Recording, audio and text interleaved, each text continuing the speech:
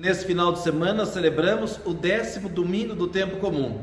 O evangelho é tirado de São Marcos, capítulo 3, do 20 ao 35.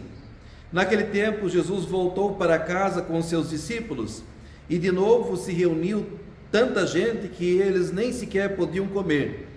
Quando souberam disso, os parentes de Jesus saíram para agarrá-lo, porque diziam que estava fora de si. Os mestres da lei que tinham vindo de Jerusalém diziam que ele estava possuído por Beelzebul e que pelo príncipe dos demônios ele expulsava os demônios. Então Jesus os chamou e falou-lhes em parábolas: como é que Satanás pode expulsar a Satanás? Se um reino se divide contra si mesmo, ele não poderá manter-se. Se uma família se divide contra si mesmo, ela não poderá manter-se. Assim, se Satanás se levanta contra si mesmo e se divide, não poderá sobreviver, mas será destruído.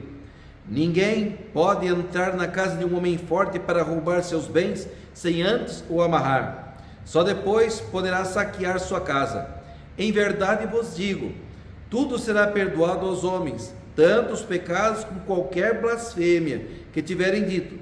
Mas quem blasfemar contra o Espírito Santo nunca será perdoado, mas será culpado de um pecado eterno.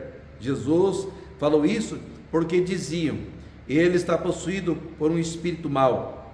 Nisso chegaram sua mãe e seus irmãos.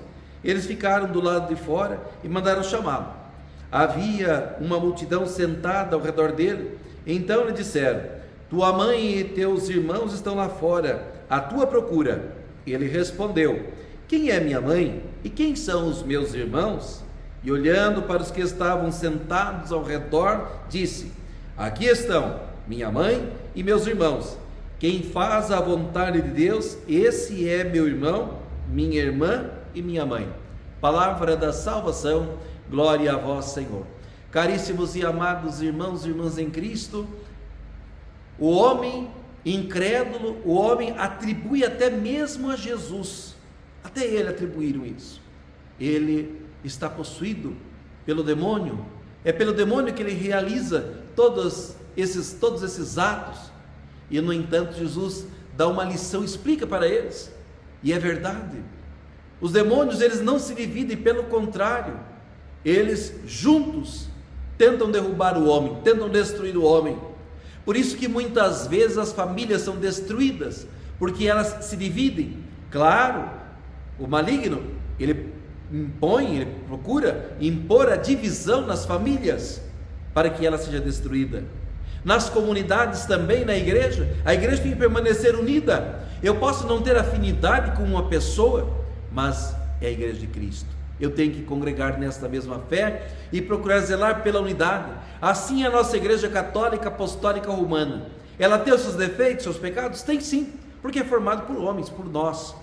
Mas ela tem dentro dela o Espírito Santo de Deus. E no entanto, devemos cultivar, através da nossa oração e da nossa perseverança, a unidade, para que jamais, em momento algum, essa igreja seja dilacerada, mas cada vez mais essa igreja unida, perseverante na oração, ela possa ser um exército de homens e mulheres que combatem o poder das trevas, para poder vencê-la, como o próprio Cristo, vivendo as duas condições, humana e também divina. Pelo lado divino, o maligno não tentou Jesus, mas pelo lado humano, mas Jesus não deixou ser levado.